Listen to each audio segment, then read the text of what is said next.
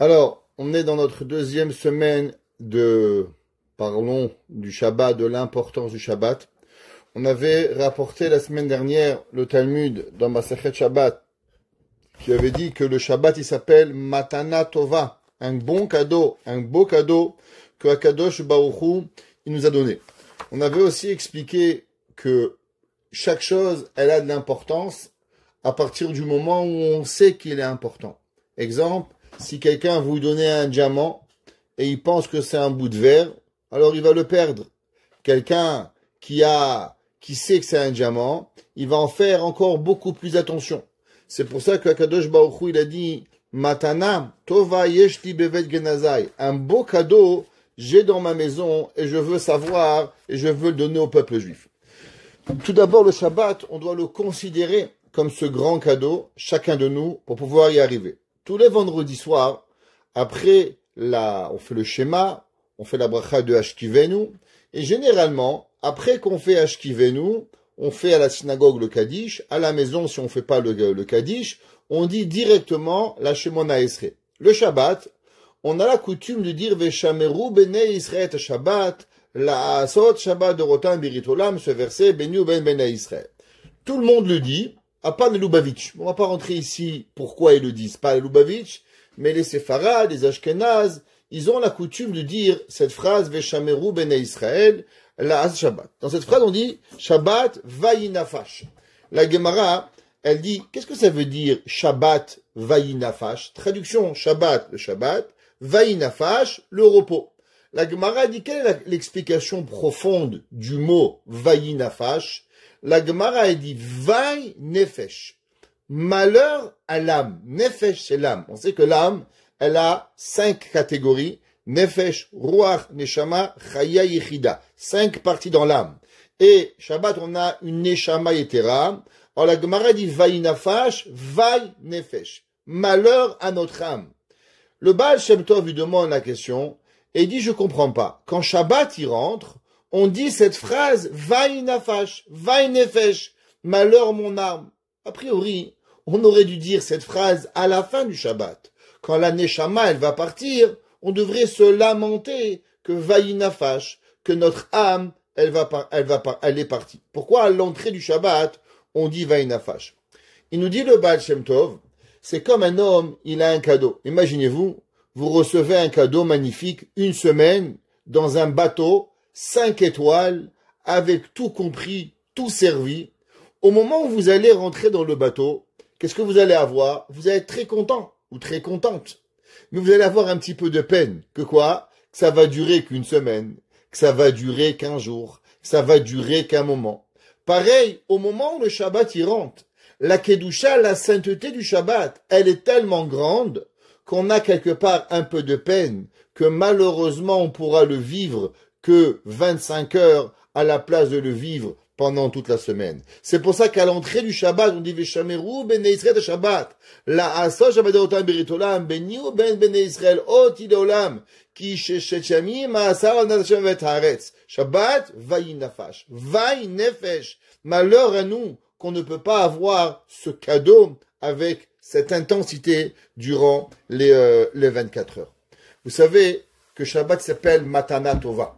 En quoi il s'appelle ce Shabbat un cadeau si extraordinaire pour pouvoir y arriver? Maintenant, il faut savoir que le Shabbat, c'est quelque chose d'extraordinaire. Pourquoi le Shabbat, c'est extraordinaire? Parce que, d'abord, tout ce qu'on fait la semaine, on ne le fait pas. Et numéro 2, tout comme on mange. Exemple, la semaine, vous avez une façon de manger. Le Shabbat, il y a une différente façon de manger. Le Shabbat, vous préparez des salades. La semaine, vous préparez des salades. Le Shabbat, vous préparez des salades différemment. Pourquoi?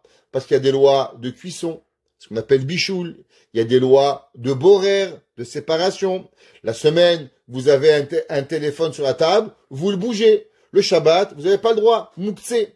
Tous les lois du Mouktsé. Le Rambam, il dit, Maïmonide, quelle est la raison pourquoi on a eu toutes ces lois de Mouktsé pour pouvoir nous donner l'intensité du Shabbat?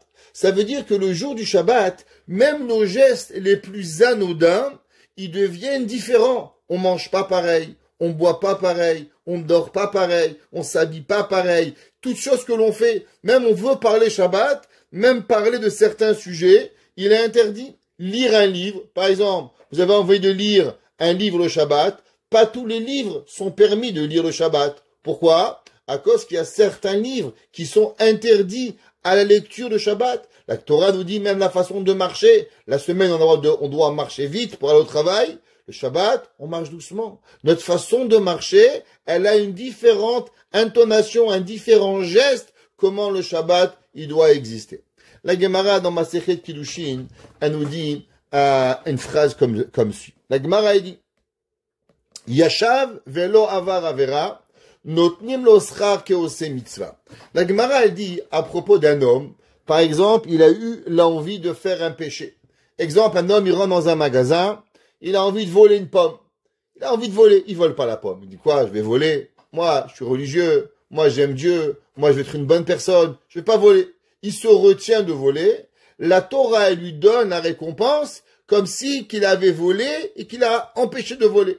Un homme, il a envie de tuer. Il n'a pas tué. Un homme, il a envie de mentir. Il ment pas. Un homme, il a envie de faire n'importe quel péché et il le fait pas. Alors, automatiquement, Akadosh Baruch Hu, il lui donne la récompense comme si qu'il a fait une mitzvah. Comme on a dit souvent, un homme, il va chez IGA, une femme, elle va à Maxi, elle fait les courses, elle passe à travers tous les rayons non cachers. Chaque fois qu'elle regarde un objet qui est pas cachère et qu'elle ne mange pas, elle accomplit la mitzvah de cachère. Elle mange pas les crabes, elle mange pas les huîtres, elle mange pas le lait avec la viande, elle mange pas la viande avec le lait, elle mange pas. Chaque fois qu'un enfant vous demande, maman, ça fait 6 heures, je peux manger une glace au chocolat? Non, mon fils, c'est pas encore 6 heures. Chaque fois que vous vous retenez de faire quelque chose, eh ben, vous accomplissez la mitzvah de cacheroute, de pas manger le lait et la viande. Durant le Shabbat, vous avez 25 heures. Que durant ces 25 heures-là, chaque seconde, vous accomplissez une mitzvah. C'est quoi une mitzvah? Du fait que vous mangez différemment, vous asseyez différemment, vous vous habillez différemment, vous séparez différemment, vous préparez vos salades différemment. Toutes les actions que vous faites durant le Shabbat, alors automatiquement, il est considéré une mitzvah. Durant la semaine, vous préparez une salade. Bon, vous n'avez pas de mitzvah en tant que tel. Durant la semaine, vous mangez un poisson. Il n'y a pas une mitzvah en tant que telle. Il y a la bracha que vous avez fait avant. Chez Akol, vous mangez un gâteau. Il n'y a pas une mitzvah en tant que telle. Pourtant, le Shabbat, quand vous mangez un poisson, qu'est-ce que vous faites? Aux lois de Borer. Donc, à partir du moment où vous mangez votre poisson en faisant attention aux lois de Borer, alors automatiquement, chaque morceau de poisson que vous mangez, vous venez d'accomplir le Shabbat. Vous venez de faire le Shabbat. C'est pour ça que on a trouvé dans le Orach Chaim HaKadosh. Le Orach Chaim HaKadosh, il nous demande une question très fameuse. C'est marqué la Asot et à Shabbat et Dorotam. La Torah nous dit que nous devons faire le Shabbat. Le Orach Chaim, il dit, je comprends pas. Le Shabbat, c'est pas actif. Le Shabbat, c'est passif. Comment on respecte le Shabbat? En ne faisant pas, on ne fait pas le tri, on ne coupe pas, on ne détruit pas, on ne coupe pas, on ne fait pas. Shabbat, c'est dans la passivité qu'on fait le Shabbat. C'est pas dans l'activité. Alors pourquoi la Torah, elle appelle la asot et à Shabbat, faire le Shabbat? Et il dit le Rachaim, parce que à chaque fois qu'on s'abstient de faire quoi que ce soit durant le Shabbat, alors c'est comme si qu'on a accompli et on a fait le Shabbat. Le Shabbat, la Gemara nous dit que tout celui qui s'est assis, qui n'a pas transgressé le Shabbat, on lui donne comme la récompense. Donc Shabbat, chaque seconde que vous faites pas quelque chose, chaque seconde que vous n'allez pas au travail, durant le travail par exemple, vous tapez 200 mots à la minute sur votre ordinateur, eh ben chaque Shabbat, chaque minute, vous accomplissez 200 mitzvot. Quand vous parlez au téléphone, vous êtes secrétaire au téléphone, et vous parlez chaque jour 4 heures au téléphone avec des clients. Le Shabbat, vous parlez pas avec vos clients, eh ben vous avez 4 heures de mitzvot de Shabbat, parce que vous n'avez pas appelé. Si durant la semaine, vous faites de la peinture, et vous faites 3000 coups de pinceau la semaine, eh ben le Shabbat, du fait que vous ne faites pas vos coups de pinceau, eh ben vous avez 3000 mitzvot qui vont venir à vous. Et c'est pour ça que le Shabbat s'appelle Matana Tova. Pourquoi Matana Tova? Parce que généralement, pour faire une mitzvah, il faut travailler dur, il faut se fatiguer. Tandis que dans le Shabbat, c'est dans l'abstinence de faire quelque chose que l'on reçoit des milliers de mitzvot. En ne travaillant pas, en profitant, respectant le Shabbat dans la négation, je reçoas des millions de mitzvot en faisant rien du tout.